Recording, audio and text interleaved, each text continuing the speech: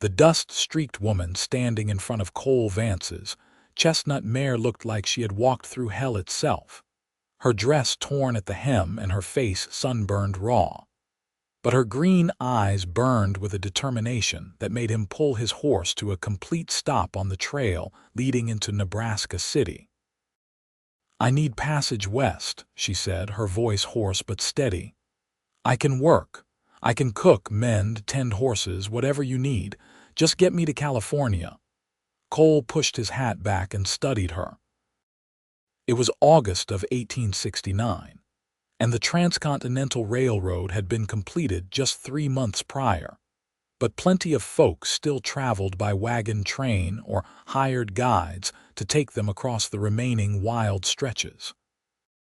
He had been heading back to his ranch after delivering cattle to the stockyards when this woman appeared on the road like an apparition. "Where did you come from?" he asked. "St. Louis. My wagon train left me behind when I fell ill. They thought I would die, so they moved on without me. A family took me in until I recovered, but I spent all my money paying them back for their kindness. I need to get to Sacramento. My sister is there." Cole dismounted, his boots hitting the dry earth with a solid thud. He was 26 years old, tall and lean from years of ranch work, with dark hair that needed cutting and a permanent squint from staring into the sun. Something about this woman's desperation touched a place in his chest he thought had hardened over after his father died 2 years back. "What is your name?" he asked. "Ellie Vaughn. Everyone calls me Ellie." "Well, Miss Vaughn, I am not heading to California. I have a ranch to run, but Nebraska City is right down this road. You can find work there, save money, and buy passage on the railroad." Her shoulders sagged. "I tried that already. I have been in 3 towns. No one will hire a single woman with no references. They look at me like I am either a liar or worse.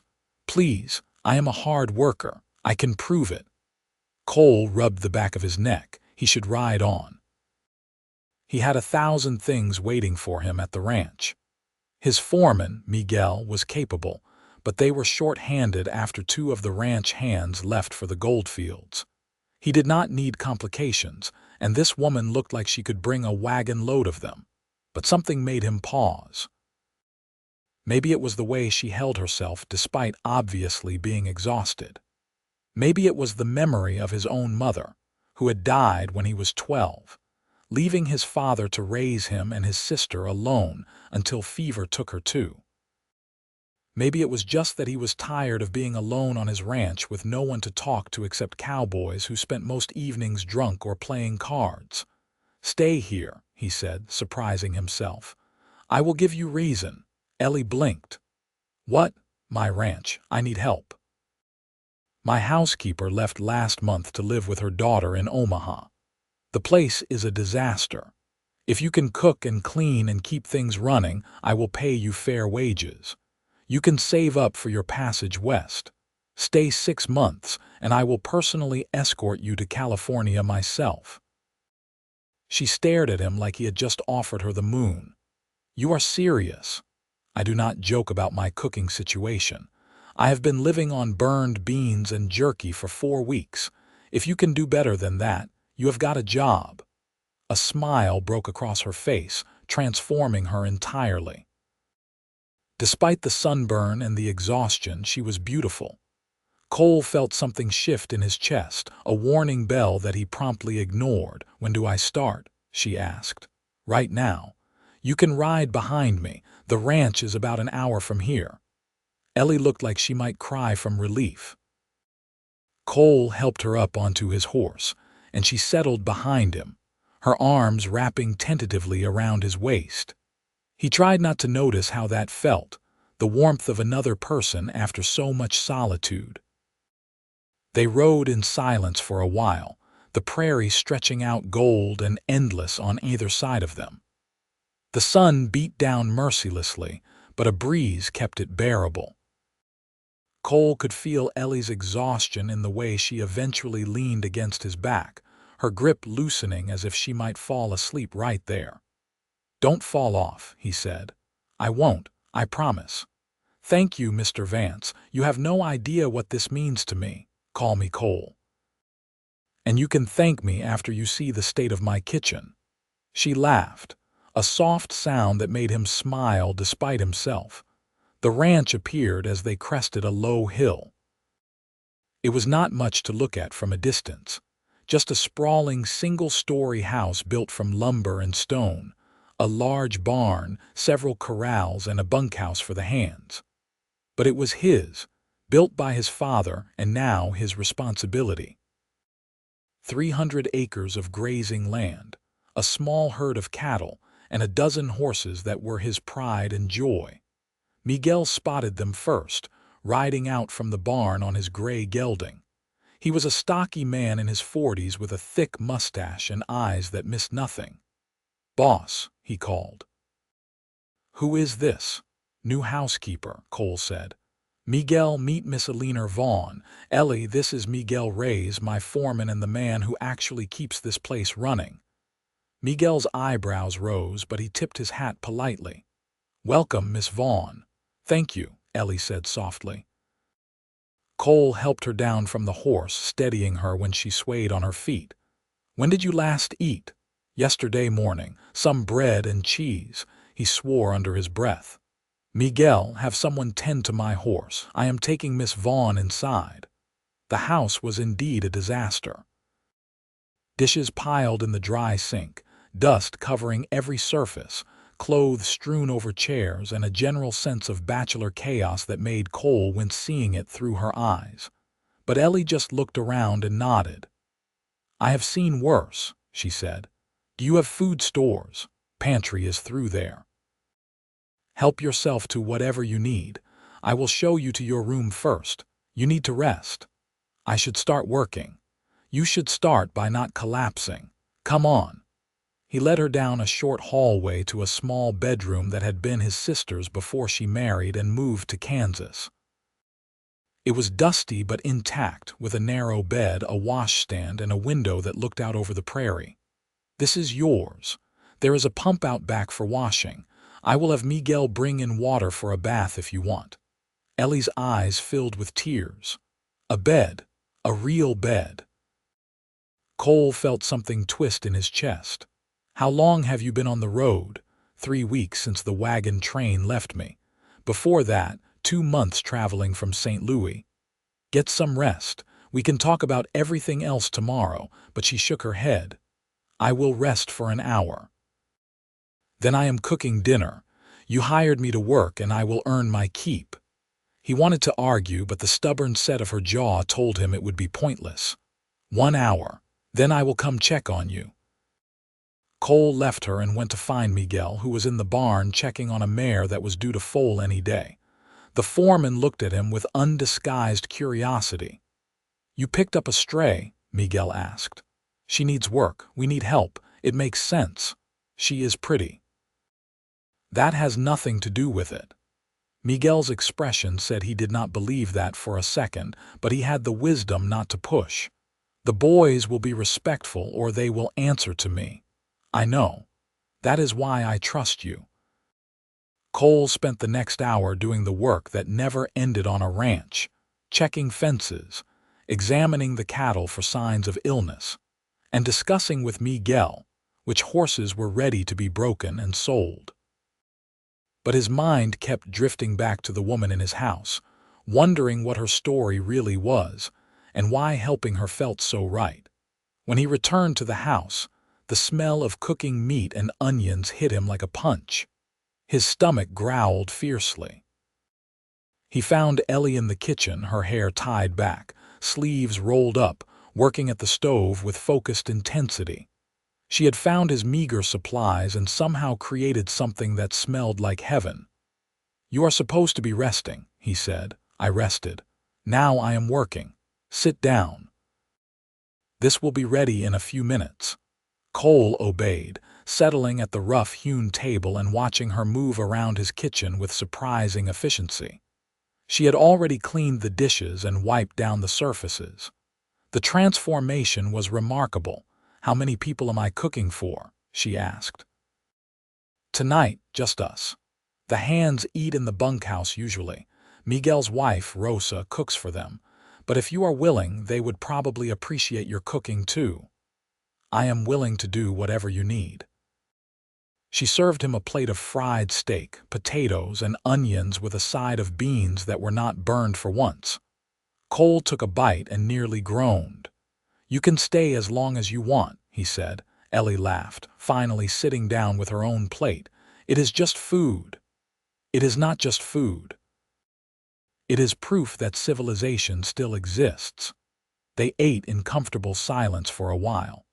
Cole found himself watching her, noting the way she ate slowly, savoring every bite, the way her shoulders gradually relaxed as hunger was satisfied. She had probably been beautiful before the hard traveling wore her down. She would be beautiful again once she recovered. "Tell me about your sister," he said. Ellie's face softened. "Catherine. She is 2 years older than me. She married a man who went to California for the gold rush. That was in 1860. They found some success, not in gold but in selling supplies to miners. They have a store in Sacramento now. She has been writing to me for years, begging me to come west." "What took you so long?" Her expression shuddered. "I was engaged.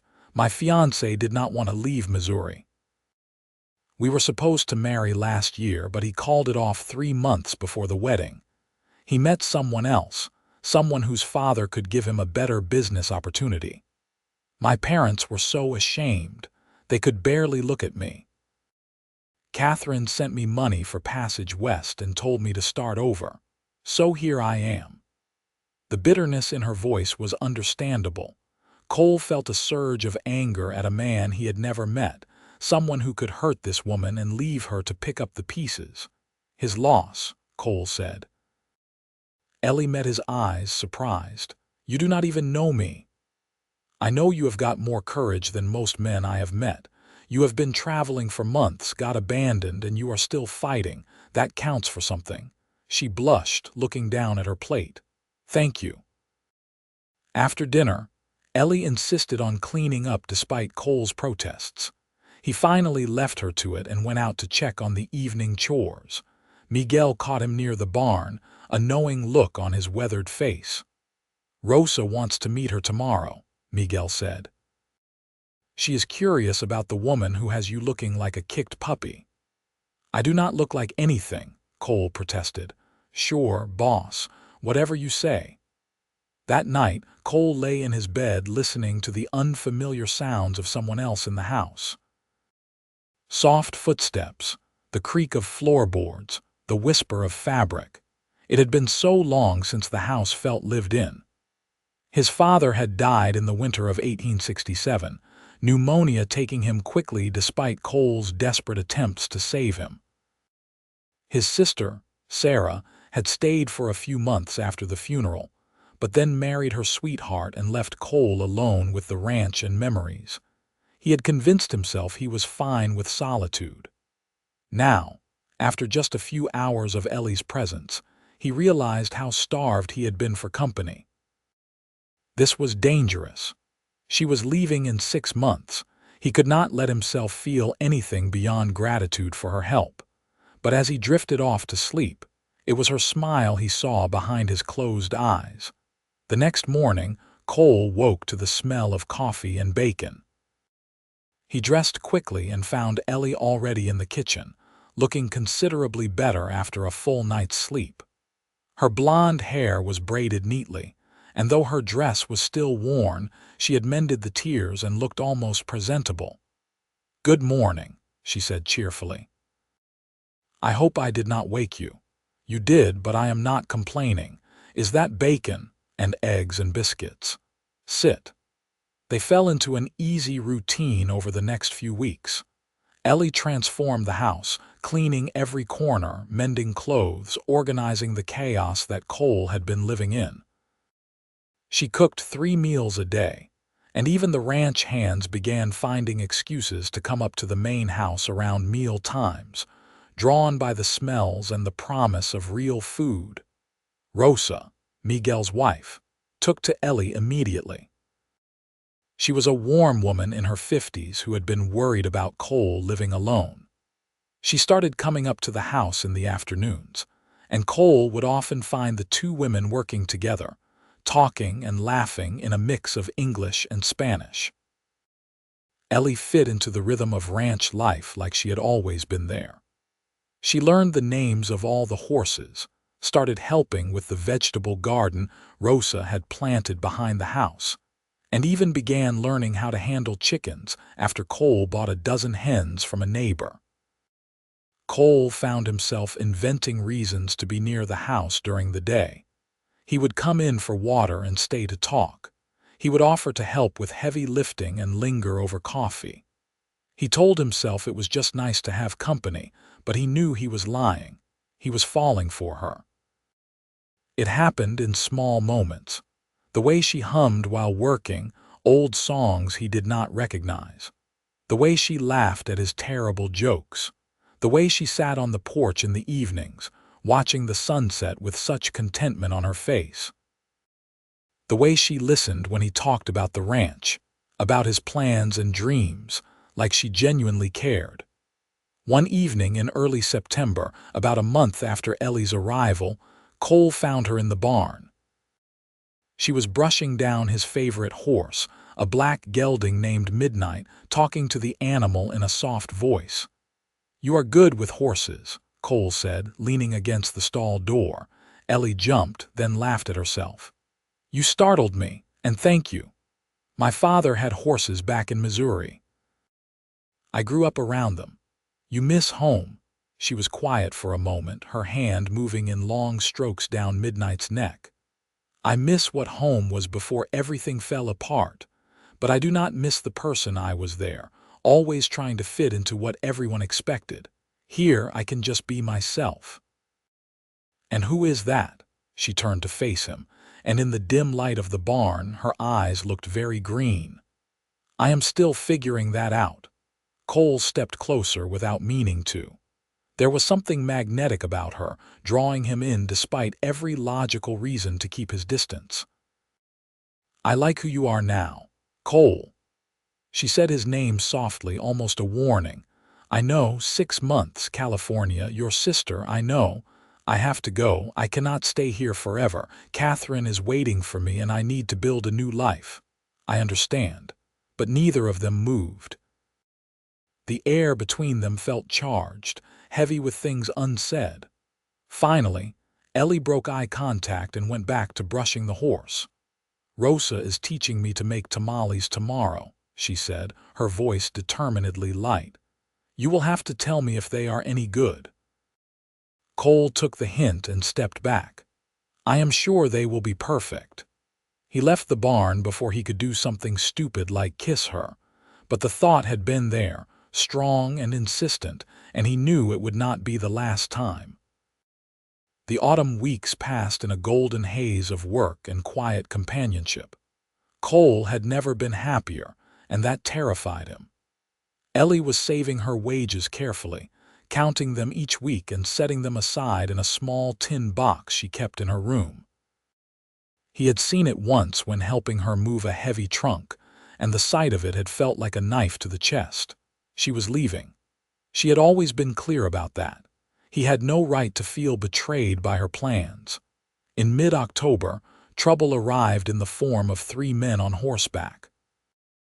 Cole was working on fixing a section of fence when Miguel rode up fast, his face grim. "Boss, we have got visitors. They are asking about a woman." Cold dread filled Cole's stomach. "What kind of men?" "The kind that carry too many guns. They are at the house." Cole dropped his tools and swung up onto Miguel's horse behind him. They rode hard back to the ranch, and Cole's heart pounded when he saw 3 horses tied in front of the house. Through the window, he could see Ellie backed against the kitchen wall, facing down a tall man in a dusty black coat. Cole burst through the door, his hand on the pistol at his hip. "Get away from her." The 3 men turned. The one in black had cold eyes and a thin smile. The other 2 were younger, probably brothers, with matching scars on their cheeks. "This your woman?" the man in black asked. "She works for me, and I do not take kindly to strangers threatening my people. State your business or leave." "Name is Dalton Cross. I am a bounty hunter. This woman is wanted in Missouri for theft." Ellie's face went white. "That is a lie." "Is it?" Cross pulled a crumpled paper from his pocket. "Says here Ellie Vaughn stole $200 in jewelry from her former employer before running west. There is a reward for her return." Cole's mind raced. He looked at Ellie, whose eyes were wide with shock and fear but not guilt. "Ellie," he said quietly. "I did not steal anything," she said, her voice shaking. "My fiancé's mother accused me after he broke the engagement. She wanted to ruin my reputation further. I left before they could arrest me for something I did not do. Cole, I swear to you, I am not a thief." He believed her. Maybe he was a fool, but he believed her completely. "She is not going anywhere with you," Cole said to Cross. The bounty hunter's smile widened. "That is not your decision, Cowboy. I have got legal papers." "Then take them to the sheriff in town. Let him sort it out." "But she is not leaving my property with you." Cross's hand drifted toward his gun. Cole's did the same. The tension in the room ratcheted up to a breaking point. Then Miguel stepped into the doorway behind Cole, his rifle held casually but ready. "The boss said no," Miguel said calmly. "You should listen." The two younger men looked nervous. Cross assessed the situation, clearly calculating his odds. Finally, he stepped back. "We will be back with the sheriff," he said. "Do not think about running, Miss Vaughn. I will find you wherever you go." The three men left, and Cole heard them ride away. The moment they were gone, Ellie's knees buckled. Cole caught her before she hit the floor, pulling her against his chest. "I am sorry," she sobbed. "I should have told you. I should have warned you. Now I have brought trouble to your door." "Hush, it is all right. We will figure this out." Miguel cleared his throat. "I will ride to town and talk to Sheriff Morrison. He is a fair man. He will not just hand her over without a hearing." "Thank you, Miguel." After the foreman left, Cole helped Ellie to a chair and poured her some water. She drank it shakily, her whole body trembling. "Tell me everything," Cole said gently, so she did. The story poured out of her. Her fiancé, Thomas, had been the son of a wealthy family in St. Louis. When he broke their engagement, his mother, a vindictive woman who had never approved of Ellie, had accused her of stealing money and a necklace. Ellie's own parents, ashamed and eager to avoid scandal, had practically pushed her out the door when Catherine's letter arrived with money for passage west. "I did not even defend myself," Ellie said bitterly. "I just ran." "Maybe that makes me look guilty, but I could not stay there and be torn apart by lies. Running does not make you guilty. It makes you smart. Those people would have destroyed you. Now they are going to destroy you instead. Cole, I have to leave. I cannot let you get caught up in this." "You are not going anywhere." His voice came out fiercer than he intended. "Ellie, listen to me. I do not care what some bounty hunter says. I know you. I trust you. And I am not letting them take you back to face false charges." She looked at him with such gratitude and something deeper, something that made his heart pound. "Why are you doing this for me?" "Because I love you," he thought. But he could not say that. Not now. Not when she was planning to leave. "Because it is the right thing to do," he said instead. Miguel returned late that evening with Sheriff Morrison, a grizzled man in his 60s who had been keeping the peace in Nebraska City for 20 years. He listened carefully to Ellie's story, then examined the bounty notice Cross had left. "This is not an arrest warrant," Morrison said finally. "It is just a notice about a possible crime. Cross is working on speculation and the hope of a reward. Without a proper warrant, I cannot force Miss Vaughn to return to Missouri." Relief flooded through Cole. "So she is safe, for now. But Cross can petition for a warrant." "That will take time, though. Months, maybe. He will have to prove cause and get a judge in Missouri to issue it, then get it enforced here. Most bounty hunters would not bother with all that trouble for a minor theft charge. "So what do we do?" Ellie asked. "Sit tight. If Cross is smart, he will move on to easier prey. If he is stubborn, we will deal with it when the time comes. In the meantime, Miss Vaughn, I would advise you to keep records of your whereabouts and employment. Character witnesses help if this ever goes to a hearing." After the sheriff left, Cole and Ellie sat on the porch in the darkness. The night was cool, autumn turning toward winter, and the stars blazed overhead in impossible multitudes. "Thank you," Ellie said quietly, "for believing me, for protecting me. I do not deserve your kindness." "Yes, you do." She turned to look at him, and in the starlight her face was pale and lovely. "Cole, I need to tell you something. I should have said it weeks ago, but I was afraid." His heart hammered. "What?" "I do not want to go to California anymore." The words hung in the air between them, huge and terrifying and wonderful. "What do you want?" Cole asked, his voice rough. "I want to stay here. I want to stay with you. I know I said 6 months, I know I talked about my sister and starting over, but the truth is I have already started over. Here, with you, this place feels more like home than anywhere I have ever been." Cole stood abruptly, unable to sit still with the emotions rioting through him. "Ellie, you do not know what you are saying. You have only been here 2 months. You are running from trouble, and I am convenient."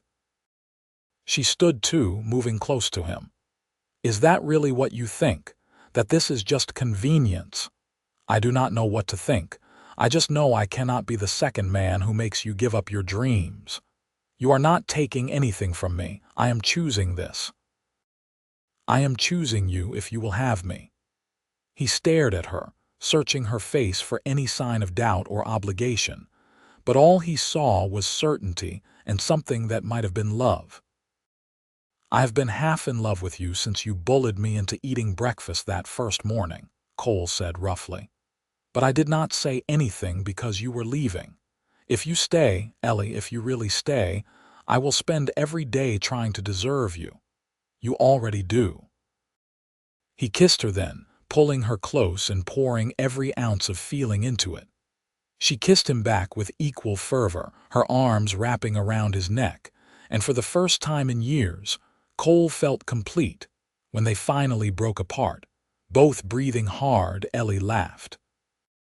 "I suppose I should write to Catherine and tell her I am not coming. Will she be disappointed? She will be thrilled. Her letters have been telling me to find a good man for years. She always said adventure was fine, but love was better. Smart woman." They spent the rest of the evening making plans.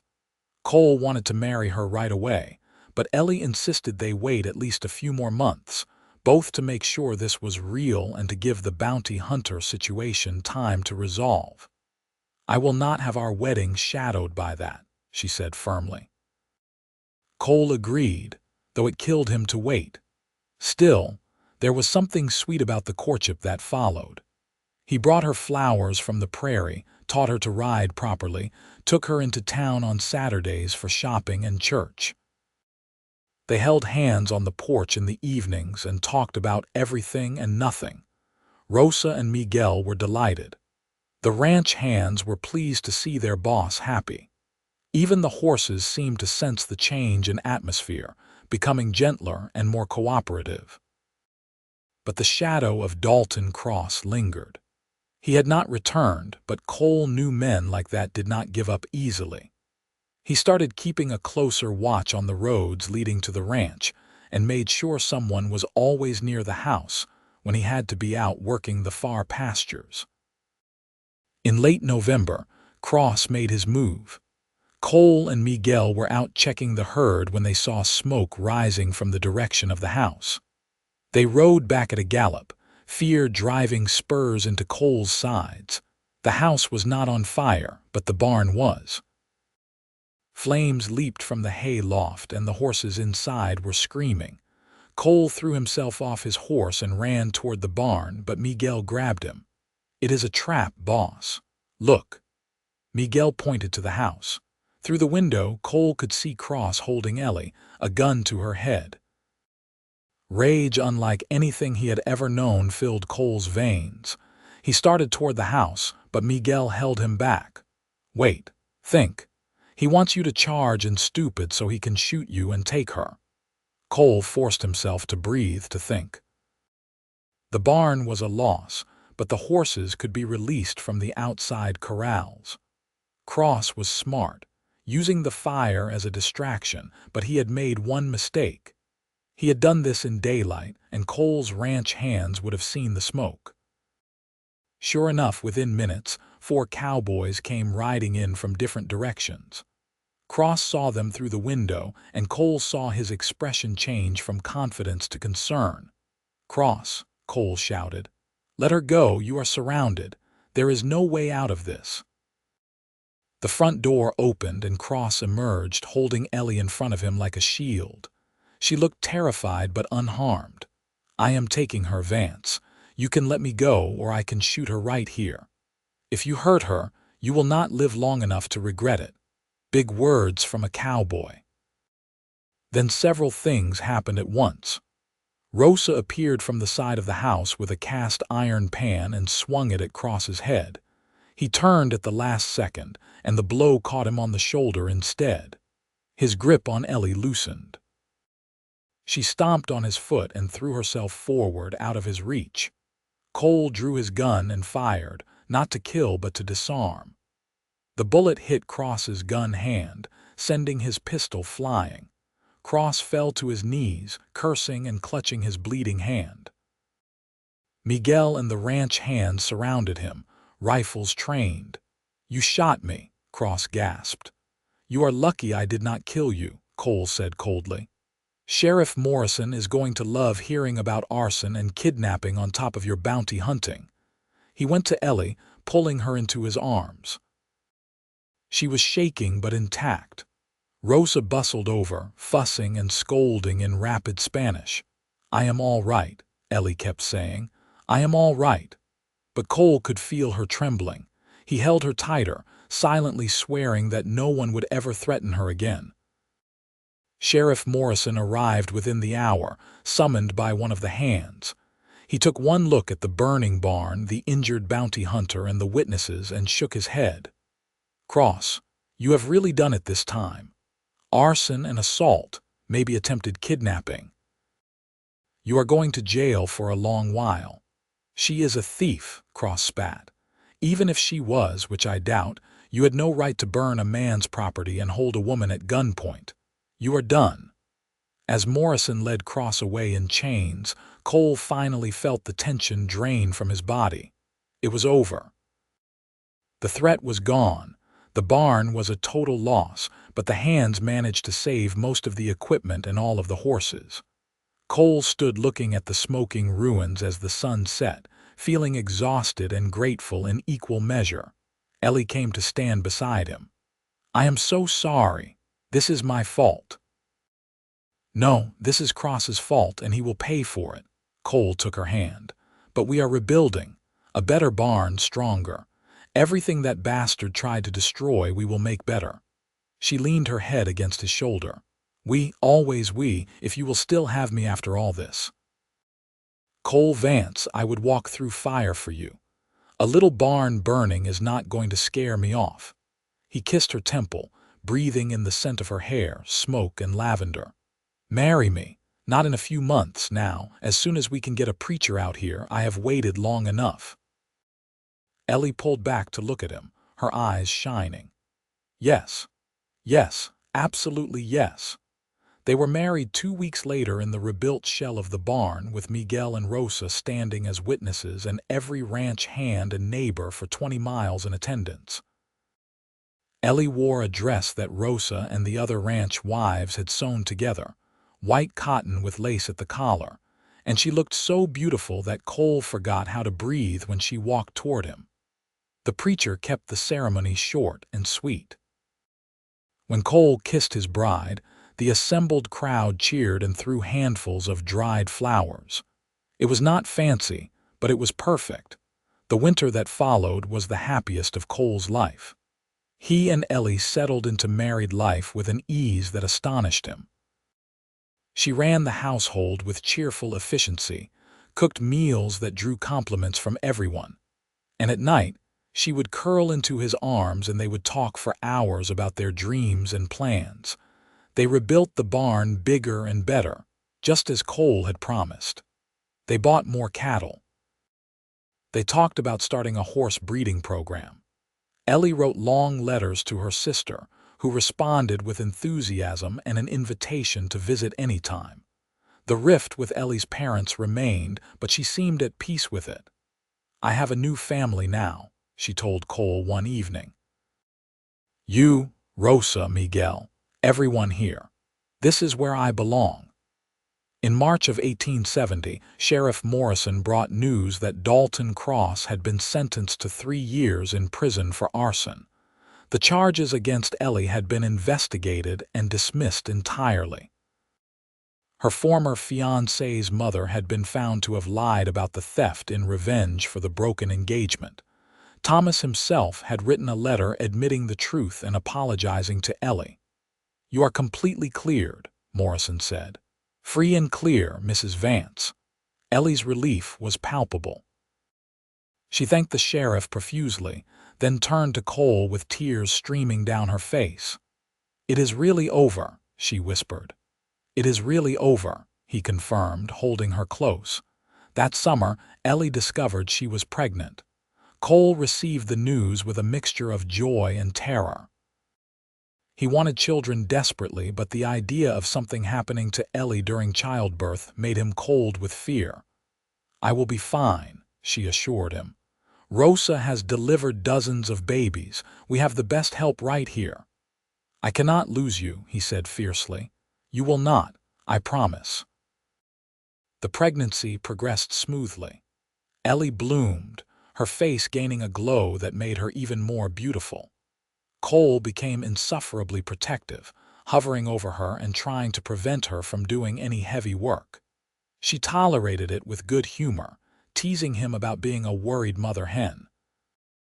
In February of 1871, during a cold snap that frosted the windows and made the fires burn bright, Ellie went into labor. Rosa took charge immediately, sending Cole out of the room with orders not to come back until summoned. He paced the length of the house for hours, Miguel keeping him company and trying to distract him with talk of spring planting and horse training. When the baby's cry finally pierced the air, Cole nearly fell to his knees in relief. Rosa emerged from the bedroom, beaming. "You have a son," she announced. "A healthy, loud son, and Ellie is perfect." Cole rushed into the room and found his wife propped up in bed, exhausted but radiant, holding a tiny bundle wrapped in blankets. She looked up at him with such love that his eyes stung. "Meet your son," she said softly. Cole took the baby carefully, staring down at the red, wrinkled face in wonder. His son, his and Ellie's. A whole new person, a whole new life. "What should we name him?" he asked. "I was thinking Samuel, after my grandfather, Samuel Cole Vance. Perfect. He is perfect." Samuel was indeed perfect. A healthy baby who grew quickly and developed Cole's dark hair and Ellie's green eyes. Cole took to fatherhood with surprising ease, walking the floor with Samuel at night when he fussed, teaching him to clap his hands and laugh. Ellie watched her husband with their son and felt her heart expand even further. Life settled into a new rhythm. The ranch prospered. They hired more hands as the herd grew. Miguel's oldest son, Diego, came to work for them and proved to be a natural horseman. Rosa doted on Samuel like a grandmother, and the baby was spoiled by every cowboy on the place. 2 years later, Ellie gave birth to twins, a boy and a girl. They named them Thomas and Grace, and the house suddenly felt very full of life and noise and joy. Cole built an addition onto the house, more bedrooms and a larger kitchen, to accommodate their growing family. In the spring of 1875, Catherine finally came to visit, traveling by train from Sacramento with her husband and 3 children. It was an emotional reunion. The sisters cried and laughed and talked for hours, catching up on years of separation. "I am so glad you stayed," Catherine told Ellie. "I wanted you in California, but seeing you here, seeing how happy you are, I know you made the right choice."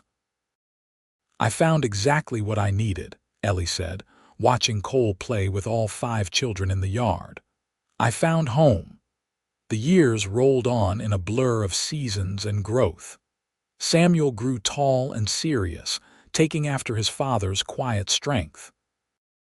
Thomas was wild and adventurous, always getting into trouble.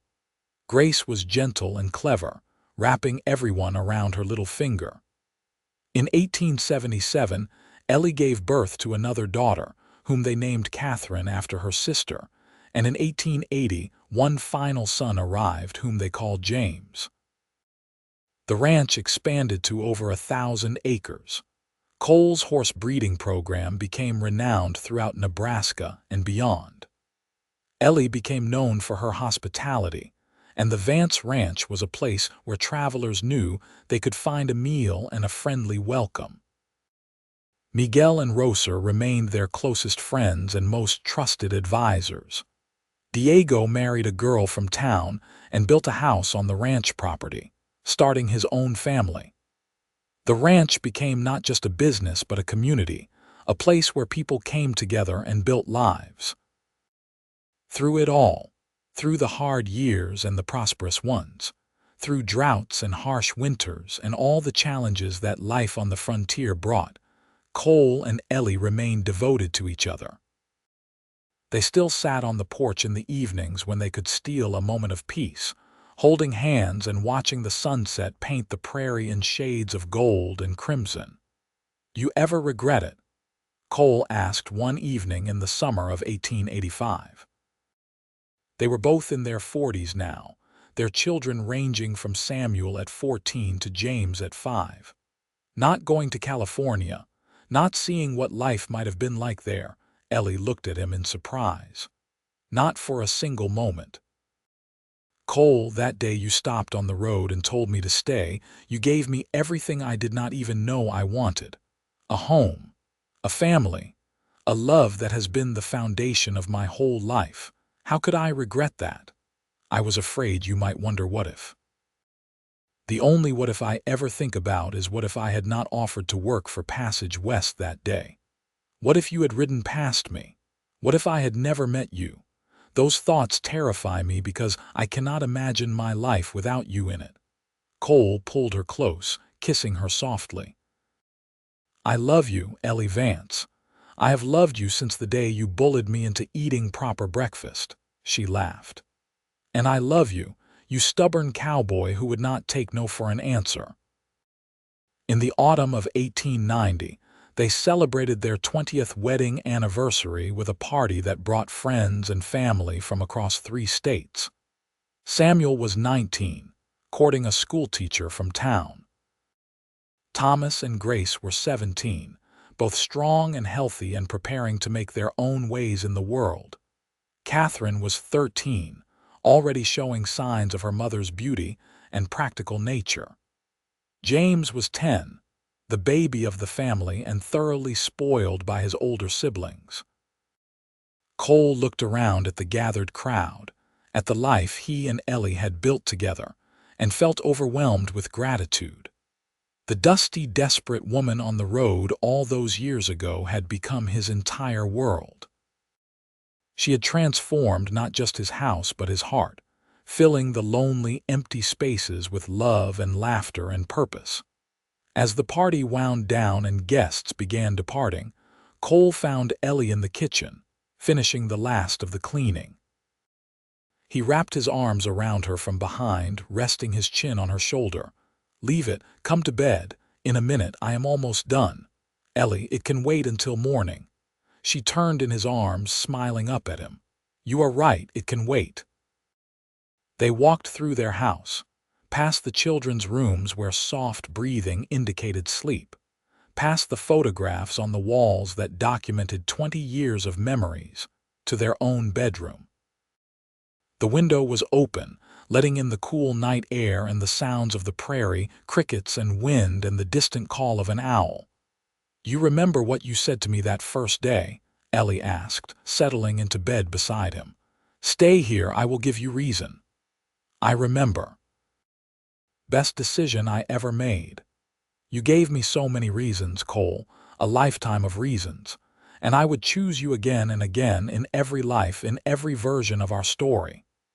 He kissed her, slow and sweet, tasting the promise of years still to come. They had built something beautiful together, something lasting.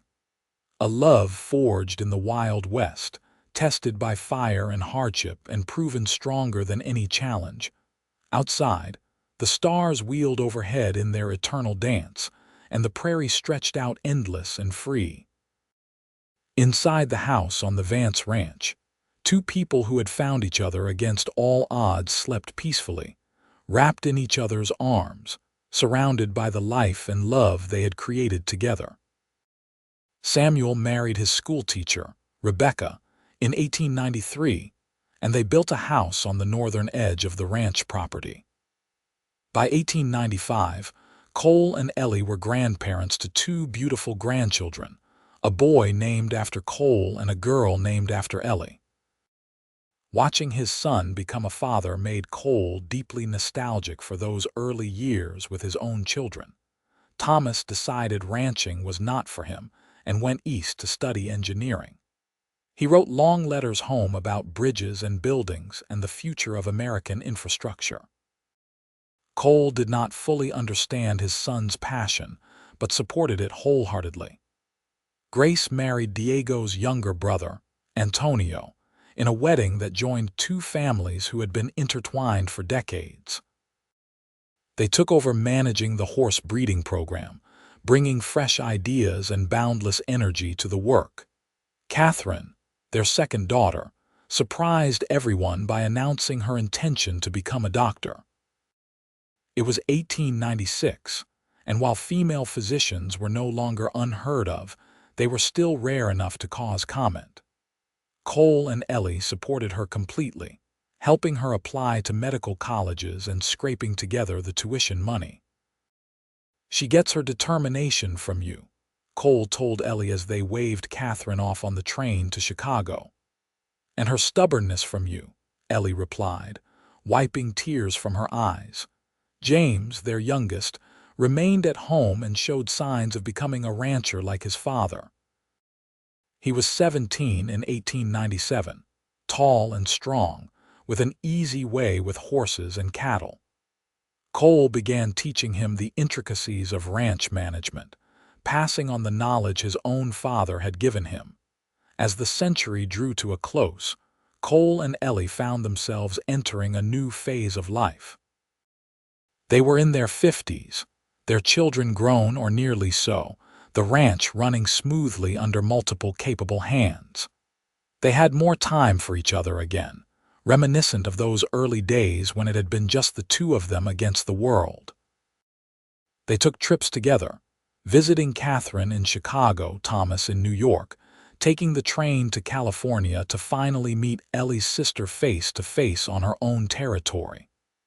Catherine had been widowed the year before, but her children and grandchildren surrounded her with love. The two sisters spent hours talking, making up for lost years, and Cole watched Ellie bloom in the warmth of that restored relationship. "I am glad we came," Ellie said on the train ride home, watching the landscape roll past the window. "Me too. Your sister is remarkable. She said the same about you. She told me she could see how happy I was, that it shone out of me. She said I made the right choice all those years ago." Cole took her hand, threading their fingers together. They fit perfectly after all these years. "We both did." In the spring of 1899, Rosa passed away peacefully in her sleep. The loss hit the entire ranch community hard. She had been the heart of the place in many ways, the one who nursed sick children and counseled troubled souls and always had a kind word and a warm meal. Her funeral was attended by hundreds of people whose lives she had touched. Miguel was devastated. He and Rosa had been married for over 40 years. Cole and Ellie did their best to support him, but grief was a journey each person had to walk alone. Eventually, Miguel found his footing again, living with Diego's family and spending his days teaching his grandchildren the skills he had spent a lifetime perfecting. The new century arrived with celebration and hope. On January 1, 1900, Cole and Ellie stood on their porch watching fireworks in town light up the distant sky. They were 56 years old, married for nearly 30 years, and still as devoted to each other as they had been in the beginning. A new century, Ellie marveled. Who could have imagined we would see such a thing? I can imagine plenty more years, Cole said. Growing old with you, watching our grandchildren grow, maybe even seeing great-grandchildren someday. That sounds perfect, and it was. The years continued to unfold with their mixture of joy and sorrow, triumph and challenge. More grandchildren arrived. Catherine graduated from medical school and opened a practice in Omaha. Thomas married a woman from Boston and brought her west to meet his family. Grace and Antonio's horse breeding program gained national recognition. James married a neighbor's daughter and took over day-to-day management of the ranch, allowing Cole to step back into an advisory role. In 1905, Cole and Ellie celebrated their 35th wedding anniversary. Their children threw them a party even bigger than the 20th, with grandchildren running everywhere and the house bursting with noise and love. Miguel, now 80 years old and still spry, made a speech about how Cole had been lucky to find such a woman and smart to hold on to her. She showed up out of nowhere, Miguel said, his voice carrying across the crowded room. Covered in dust and desperation, offering to work for Passage West. And the boss, he took one look at her and said the words that changed both their lives. "Stay here, I will give you reason." Well, they have given each other more than reason. They have given each other everything. The room erupted in applause. Ellie was crying happy tears. Cole held her hand under the table, his heart full to bursting. That night, alone in their room after everyone had left or gone to bed, they sat together by the window. The prairie stretched out under moonlight, silver and eternal. 35 years, Ellie said. Sometimes it feels like yesterday that I was standing on that dusty road, so scared and alone. And sometimes it feels like I have been yours forever. You have been, Cole said. From the moment I saw you, I think my soul recognized yours. I like that thought, that we were meant to find each other even in all the vastness of the world. We were, I am sure of it. They sat in comfortable silence. Two people who had built a life of meaning and love from a chance encounter on a Nebraska road. The house around them held decades of memories. The land outside held the sweat and dreams of multiple generations. And through it all, the foundation had been the love between a desperate woman seeking passage west and a cowboy who had seen something worth keeping and spoken the words that changed everything. Stay here. I will give you reason. He had given her 1,000 reasons. And she had given him a life worth living. In 1910, when they were both 66 years old, Cole suffered a heart episode that frightened everyone. Catherine, now a respected physician, came home immediately and examined her father thoroughly. She prescribed rest and less physical work, which Cole resisted until Ellie put her foot down. "You have done enough," she told him firmly. "James and his sons can handle the ranch. You are going to sit on this porch and watch the sunset and let yourself be taken care of for once." Cole grumbled but obeyed. Truthfully, he was ready to slow down. His body was not what it used to be, and the idea of spending his days with Ellie, without the constant demands of ranch work, held a certain appeal. They settled into a gentler rhythm. Morning coffee on the porch. short walks around the property, long afternoons reading or talking or simply being together. Their grandchildren visited frequently, and great-grandchildren had begun to arrive, tiny perfect beings who made Cole feel ancient and blessed in equal measure. Miguel passed away in his sleep in 1912, finally reunited with his beloved Rosa. His funeral was a celebration of a life well lived, and Cole spoke about how Miguel had been more than a foreman, more than a friend. He had been a brother in every way that mattered. "This ranch would not exist without him," Cole said at the service. "He built it alongside me. He kept me sane when my father died. He accepted Ellie without question and protected her like his own daughter. He taught my sons to be men and my daughters to be strong. His legacy is in every fence post and every horse and every lesson learned. We were blessed to have him." After Miguel's death, Cole seemed to age rapidly.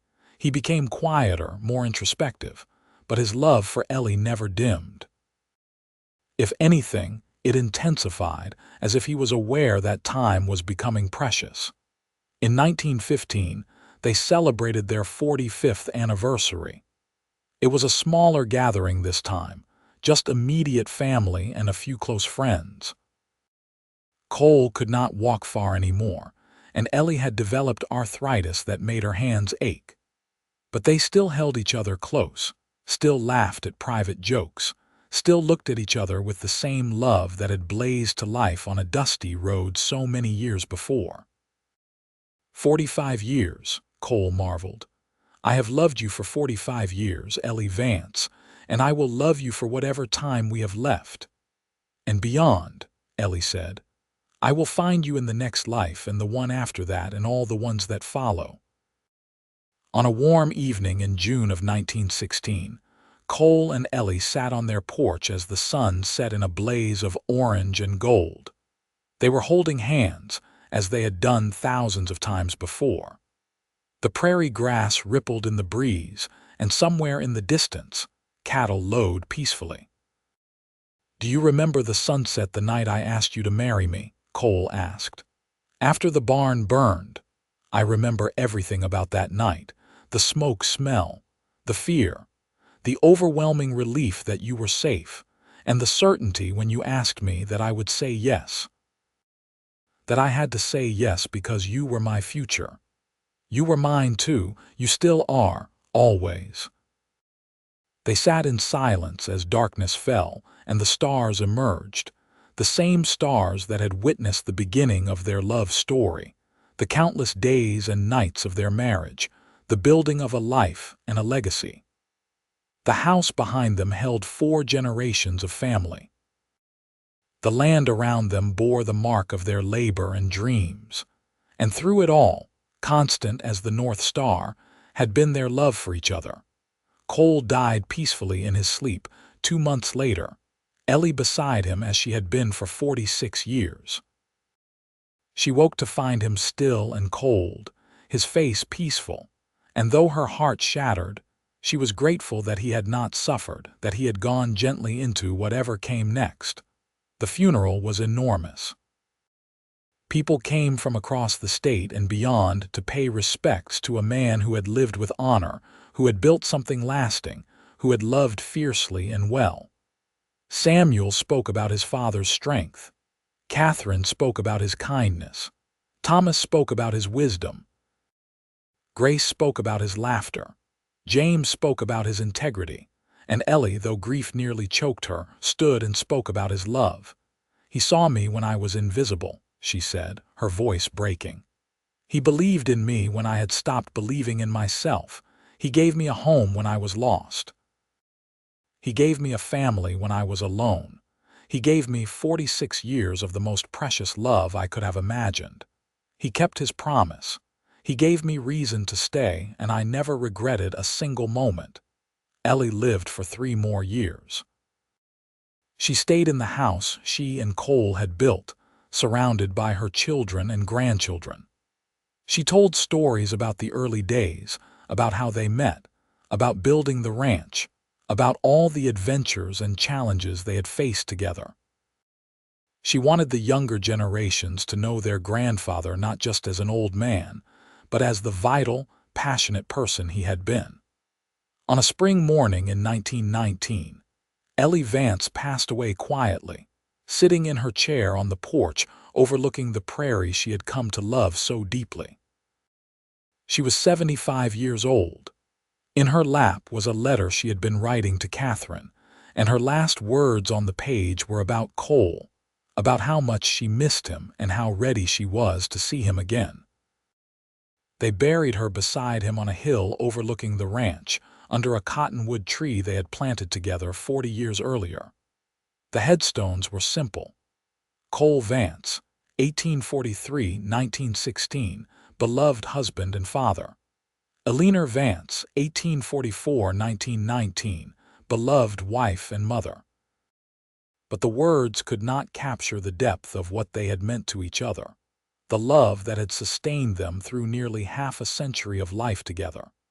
The Vance Ranch continued to thrive under James's management and eventually passed to his children and grandchildren.